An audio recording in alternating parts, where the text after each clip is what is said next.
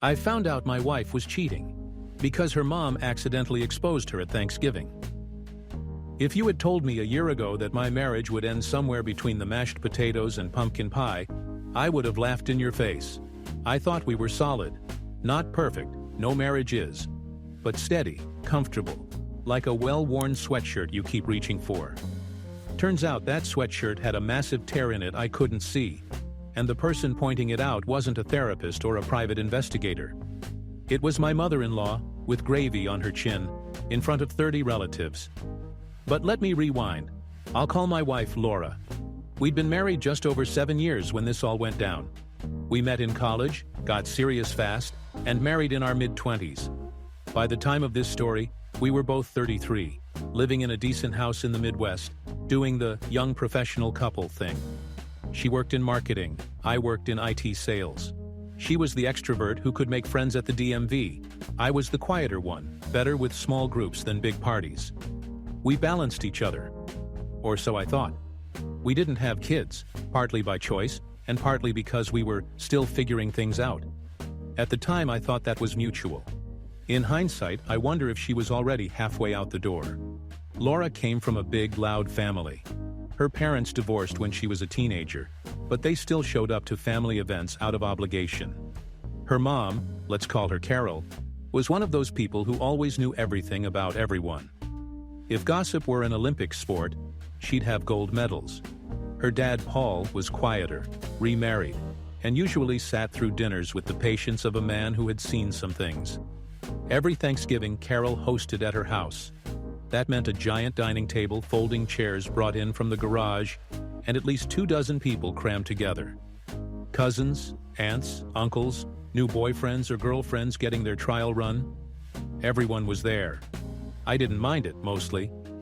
Free food, football on TV, and an excuse to skip cooking for a week. But it always drained me because big gatherings are not my natural habitat. Leading up to that Thanksgiving, Laura had been acting off. Little things. She was more protective of her phone. She worked late more often than usual.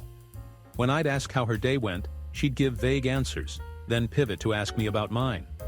At night, she'd roll over and scroll through Instagram or catch up on emails instead of talking. I noticed. Of course I noticed. But I rationalized. Everyone gets busy.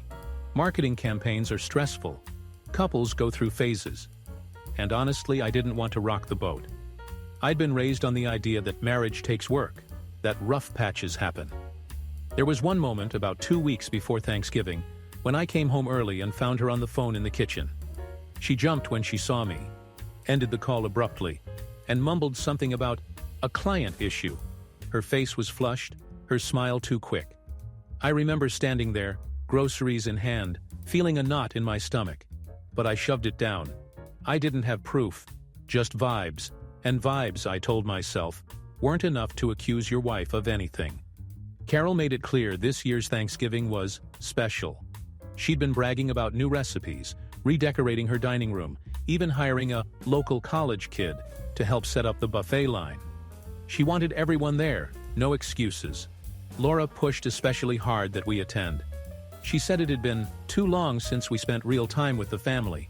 She guilted me about how much her mom wanted us there. I wasn't thrilled. Work had been insane, and I was tired. But I caved. I figured, what's the worst that can happen? Oh, buddy. So there I was, the week of Thanksgiving, thinking my biggest problems were 1. Avoiding political conversations with Uncle Mike. 2. Not getting stuck next to Cousin Darren, who talks about cryptocurrency like it's a religion. 3. Making sure our contribution, green bean casserole, didn't look pathetic next to Carol's turkey. I had no idea the green beans would be the least memorable part of that dinner. Because Carol, dear, chatty, oblivious Carol, was about to blow up my marriage with one offhand comment between bites of stuffing. You ever walk into a house and feel the walls vibrating with chaos before you even see anyone? That was Carol's house on Thanksgiving Day.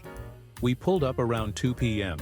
Casserole dish in my lap, still warm from the oven. The driveway was already packed with cars, so we parked 2 blocks down and walked. Laura was in a good mood, humming to herself, texting on her phone. I remember thinking, she's lighter today. Relaxed. Maybe I've been paranoid.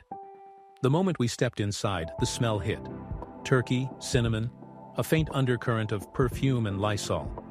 Carol was darting around in a festive apron, barking orders like a general marshalling her troops. Kids ran laps through the hallway. Someone's Bluetooth speaker was blasting Mariah Carey even though it wasn't Christmas yet. "Laura, you made it!" Carol squealed, hugging her daughter first, then giving me the obligatory pat on the back. "Put the casserole on the counter, sweetie. There's wine by the fridge. Oh, don't forget to grab name cards. I changed the seating arrangement." Seating arrangement. Uh-oh. Carol always assigned seats, like it was the royal banquet and not just a Midwestern family dinner. This year she'd gone all out. Long folding tables covered with white cloth, decorative gourds, little handwritten place cards with curly letters. I scanned the table and felt my stomach sink. I was between Uncle Mike, political grenade, and Cousin Darren, crypto evangelist. Across from me, Laura, smiling, already pouring herself wine. To her left, Carol. I figured it was survivable. Just eat fast, keep my head down, survive the gauntlet. The meal began like any other holiday circus. Uncle Mike launched into a rant about taxes before the turkey even hit the table. Darren pulled out his phone to show me a graph of Bitcoin trends, and I nodded like I understood. Two of the younger cousins were arguing about who got the drumstick, almost knocking over the gravy boat. Carol kept up a running commentary about the food. "Isn't the stuffing moist? I used fresh sage. The cranberry sauce is from scratch this year, not from a can. Thank you very much." Meanwhile, Laura was weirdly chipper. She laughed too loud at jokes. She checked her phone under the table. She topped off her wine glass twice before I'd finished my first. I tried not to dwell on it. I focused on the mashed potatoes. The thing about these big family gatherings is they're noisy enough to cover small things. Hushed whispers, side glances, subtle tension. But when you're hyper-aware, you notice. Laura kept glancing at her phone like she was waiting for something. Every time it buzzed, she angled it away from me. Once, she slipped it into her lap and smiled faintly before catching herself and setting it back on the table. I felt the knot in my stomach again, but I told myself, "Don't do this here, don't make a scene. It's Thanksgiving." So I smiled. I made small talk with Darren about crypto mining, though I didn't understand a word. I let Uncle Mike lecture me about the downfall of society, without correcting him once. I thought, just survive dinner, then we'll go home and maybe talk about things later. I had no idea that later was about to arrive early. As dinner wore on, Carol did what Carol always does, kept the conversation flowing, filling silences with anecdotes and gossip. She loved being the center of attention, spinning stories about her coworkers, neighbors, or distant relatives we barely knew. Most of the time, her chatter was harmless background noise. But this time she had no idea the grenade she was holding. Because somewhere between her second glass of wine and the third round of stuffing, Carol decided to bring up something that, in her mind, was funny. She had no clue it would detonate the entire dinner. There are moments in life where time slows down, where you can hear the clink of forks, the scrape of a chair, the hum of conversation, and then, in 1 second, it all just stops. That was Thanksgiving, at Carol's house, the year my marriage died. Dinner was in full swing. Plates piled high, conversation bouncing from football to work gossip, to who was dating whom. Laura was laughing, Carol was holding court, and I was halfway through my second helping of mashed potatoes. Carol was in storyteller mode, glass of Chardonnay in hand, waving her fork like a conductor's baton. She was telling some long, winding tale about the young people at her office, and how everyone is always so busy these days. Then she pivoted. "Oh, speaking of busy, Laura, how's that friend of yours? You know, the one you've been seeing after work so much lately? The handsome one? What's his name again? Jason?" The word hung in the air like a smoke bomb. "Jason." I froze. My fork stopped halfway to my mouth. Across the table, Laura's smile cracked. Her wine glass clinked against the plate as she set it down too hard. The table went silent. You could hear the kids in the next room watching cartoons. Even Uncle Mike shut his mouth mid-rant. "Jason?" I repeated slowly, my voice flat. Carol blinked, realizing too late what she'd said. "Oh, honey, I just meant, I thought, he's the one you've been spending time with, right? You mentioned him so often, I assumed." Laura's face went crimson. "Mom, stop." I looked at Laura. She wouldn't meet my eyes. She stared at her plate like it had personally betrayed her. "Who's Jason?" I asked, my voice steady but cold. Laura shook her head quickly. "It's nothing. Just someone from work. My mom's exaggerating." Carol, flustered, tried to backpedal. "Oh, well, I didn't mean—" She looked around the table, realizing she'd just set off a grenade. "I thought it was common knowledge." Common knowledge. The words sliced through me. Across the table, Darren muttered, "Yikes." Uncle Mike leaned back, eyebrows raised, clearly enjoying the drama. One of Laura's cousins gasped audibly. I sat there staring at my wife. My ears rang, my chest tightened. Part of me wanted to scream, to flip the table, to storm out. Another part of me felt oddly calm, like I was watching it happen to someone else. Laura stammered. "It's not like that. He's just a friend. Mom doesn't know what she's talking about," Carol whispered. "But honey, you told me," and then stopped, clapping her hand over her mouth. That was it. I didn't need more. The dots connected instantly. The late nights, the secrecy with her phone, the weird mood swings. My wife was having an affair, and her mom had just exposed it in front of the entire family while the turkey was still warm. I pushed my plate back, stood up slowly. My chair scraped the floor, the loudest sound in the room. "I'm done," I said quietly. "Happy Thanksgiving." And I walked out. Behind me, chaos erupted. Carol stammering apologies, relatives whispering, Laura calling after me. But I didn't look back. I stepped outside into the freezing November air, casserole dish still sitting untouched on the counter inside, and thought, well, that's one way to find out.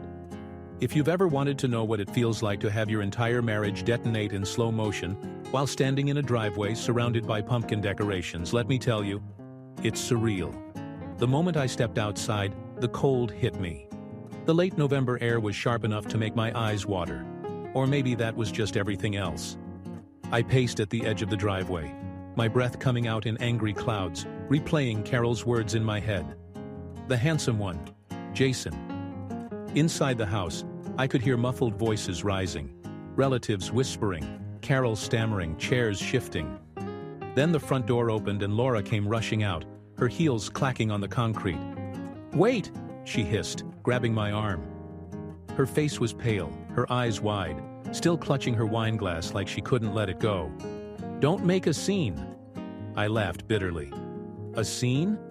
Your mom just announced to your entire family that you're screwing some guy named Jason. I think the scene is already made." She shook her head frantically. "It's not what it sounded like. She's confused. You know how she talks." "Confused?" I cut her off. "She said his name, Laura. Jason. She didn't pull that out of thin air." Laura bit her lip, eyes darting like she was searching for an escape hatch. "He's just a friend. I vent to him sometimes, that's all." Mom exaggerated. It was the worst kind of lie, the kind that pretends to be reasonable while every fiber of your being knows it's rotten. I stepped back from her. "You've been leaving late, glued to your phone, lying about work dinners, and now your mom slips, and suddenly I'm supposed to believe it's just a friend." Her voice cracked. "Please, not here."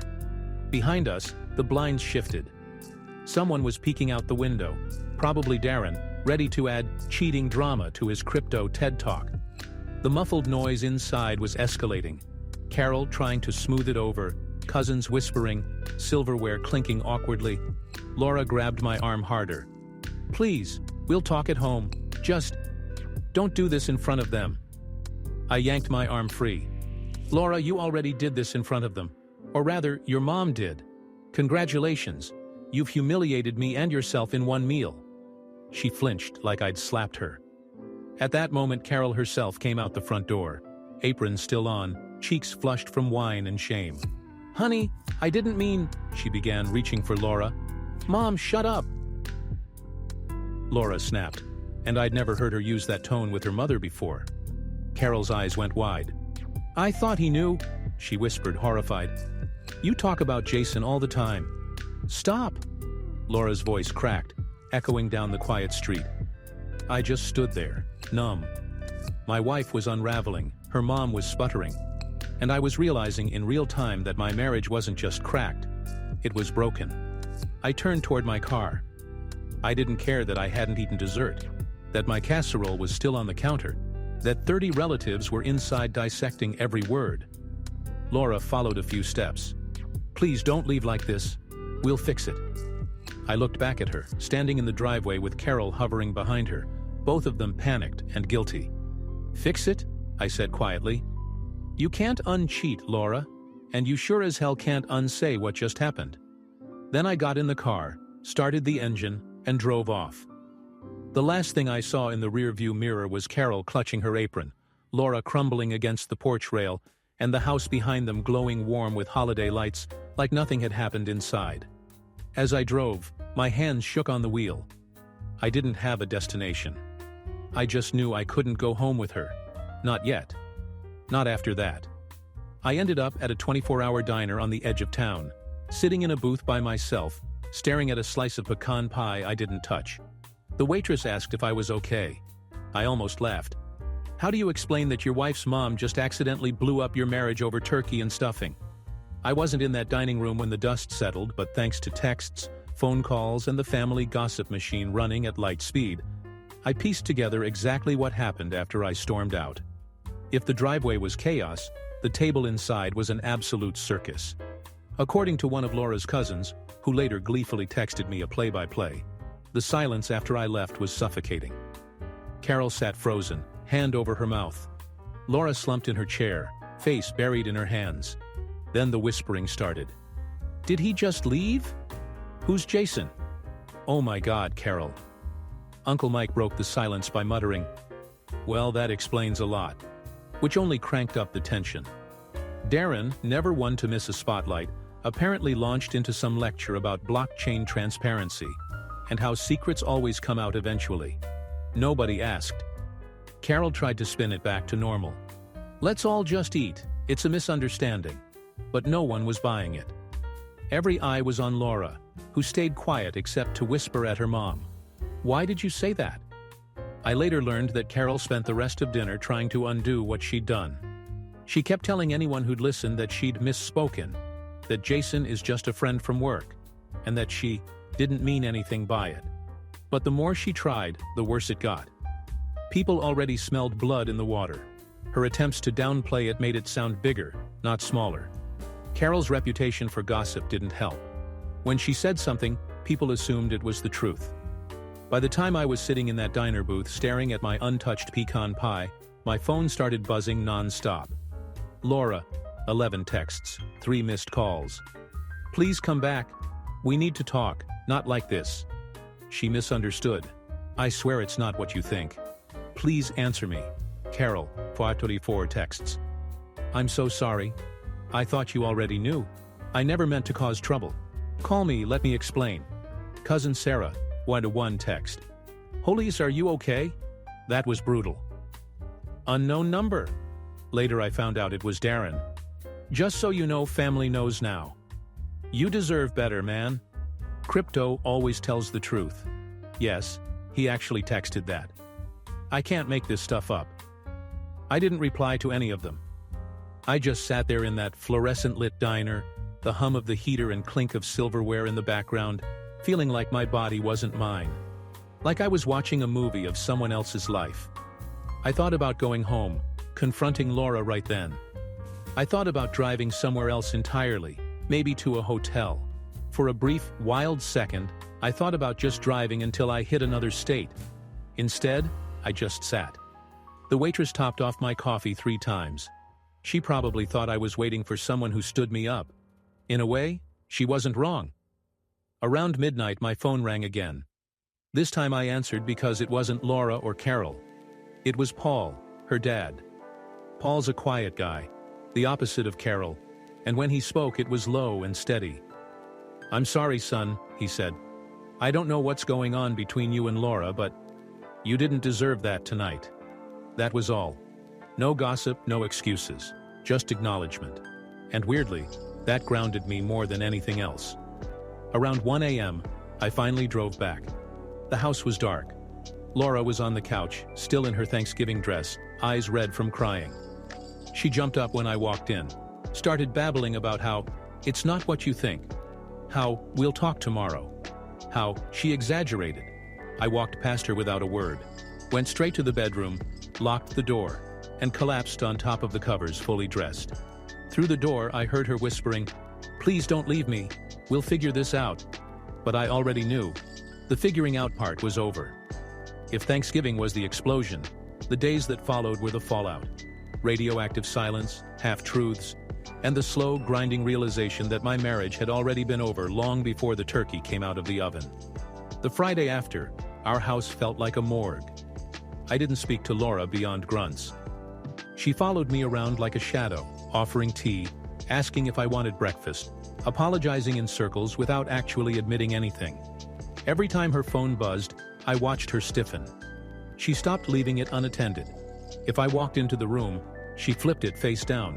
It was like watching a magician clumsily try to hide the trick after the rabbit already jumped out of the hat. At night, she slept in the guest room. Not because I asked, because I locked the bedroom door. On Sunday night, I finally snapped. She cornered me in the kitchen, eyes swollen from crying, and said, "We have to talk, please." So we did. She started with denial. "Jason's just a friend. We vent about work. It's emotional, not physical." Then, under pressure, it shifted. "Okay, we kissed once. It didn't mean anything." Then, after more silence from me, it cracked completely. "Fine, it's been going on for months, but I still love you. It was a mistake. I can fix this." The words came out in stages, like peeling an onion, each layer worse than the last, until the stink filled the whole room and I couldn't breathe. I didn't yell. I didn't throw anything. I just listened, nodded slowly, and said, "You don't fix a mistake that lasted months. That's not a mistake. That's a decision, over and over again." She sobbed. She begged. She swore she'd cut it off immediately, go to therapy, do whatever it took. But the trust had shattered, and no amount of duct tape could hold it together. Meanwhile, the family grapevine went nuclear. By Monday, half the extended relatives knew. By Tuesday, I got texts from 2 of her cousins offering support, and one from her aunt saying, "Don't make any rash decisions, she's just young and confused." Young? She was 33. Not exactly spring chicken confused. At work, I felt like I was walking through fog. I went through the motions, smiled in meetings, and ignored the buzzing in my pocket from Laura's endless texts. "We can fix this. Please talk to me." And then there was Carol. She called me 3 times that week, left long voicemails full of apologies. "I never meant to hurt you. I thought you knew. She talks about Jason all the time. Please don't hate her. Please don't hate me." She even baked a pie and left it on our porch like guilt could be smothered under whipped cream. I didn't touch it. I left it there until raccoons got to it. Somehow that felt more fitting. The Wednesday after Thanksgiving, I came home to find Laura sitting on the couch with a suitcase packed. She looked up, eyes red. "Do you want me to go to my mom's for a while?" she asked softly. I just nodded. She stood, picked up the suitcase, and walked out. No kiss, no hug, just the click of the door and silence. For the first time in days, I felt like I could breathe. If Thanksgiving was the detonation and the days after were the fallout cloud, then what came next was the slow cleanup. The kind where you realize the damage is permanent, and the only way forward is to bulldoze and rebuild elsewhere. After Laura left with her suitcase, we had a week of silence. I didn't call. She didn't come back. When she finally reached out, it was through a long email. Pages of apologies, explanations, promises. She admitted everything. That she'd been seeing Jason for months. That it started innocently but turned physical. That she didn't know how to stop once it started. She begged for counseling. She begged for another chance. She begged me not to throw away 7 years of marriage over one mistake. But it wasn't one mistake. It was a string of choices, strung together like holiday lights, blinking red in my face. I wrote back with one line. "We need to separate." Once the word was out, the practical nightmare began. Who keeps the house? Who keeps the car? Bank accounts, furniture, even the damn cat. I kept the cat. Friday was mine, and she hated Laura anyway. Easy win. We agreed on a temporary split. I'd stay in the house while she moved in with Carol. Eventually we'd talk lawyers and paperwork, but in that moment, I couldn't bring myself to sit across a table from her. Carol, of course, couldn't leave it alone. She called, texted, even showed up at the house once, pie in hand again, insisting we work through it. "You can't throw away a marriage over something like this," she said, standing in my doorway. "Something like this?" I snapped. "Carol, she cheated for months, with a guy she introduced to you, and you're the one who outed her at Thanksgiving dinner." Her face crumpled. "I was trying to help." "Help?" I laughed bitterly. "You blew up my life in front of 30 people while passing the cranberry sauce. That's not help, that's friendly fire." She left in tears. For once I didn't feel guilty. The wider family divided like a courtroom jury. Some rallied to me, cousins and uncles texting that they always knew Laura was flaky. Others defended her, saying everyone makes mistakes, and urging me to forgive. One aunt even emailed me a Bible verse about forgiveness, as if that was going to glue the pieces back together. It was exhausting. Every time my phone buzzed, I braced for more unsolicited advice. I wanted to scream, "This is my marriage, not a group project." And then there was Jason. I never met him face to face, but I knew of him. He was a co-worker of Laura's, a divorced guy in his 30s. When everything blew up, he apparently ghosted her completely. Cut it off, blocked her, disappeared. So not only did she lose me, but she lost him too. And the irony of it all? Carol was the one who accidentally ensured his name would never leave my memory. Nights were the worst. The house was quiet, empty, except for the sound of the cat jumping on counters she wasn't supposed to. I lay awake replaying every conversation, every work dinner, every time Laura smiled at her phone. I wasn't angry all the time. Sometimes I was just numb. Sometimes I even missed her. But the trust was gone, shattered in that dining room with the clatter of silverware and the stunned silence of family. 2 weeks after Thanksgiving, I met with a lawyer. Sitting there in his office, signing papers, listening to him explain property division, I felt a strange mix of grief and relief. Like I was finally closing a book I'd been stuck in for too long. Walking out, the December air was cold, but it felt clean. It's been almost a year since that Thanksgiving dinner detonated my life. Looking back, it feels like it happened to someone else. Like I'm watching an old movie of myself at that table, fork halfway to my mouth, frozen while Carol cheerfully lobbed the biggest truth bomb of my adult life. But I know it was real. The fallout proved it. The divorce moved fast once the papers were signed. Laura stayed with Carol for a while, then moved into an apartment across town. We kept communication strictly to logistics, bank accounts, lawyers, signing forms.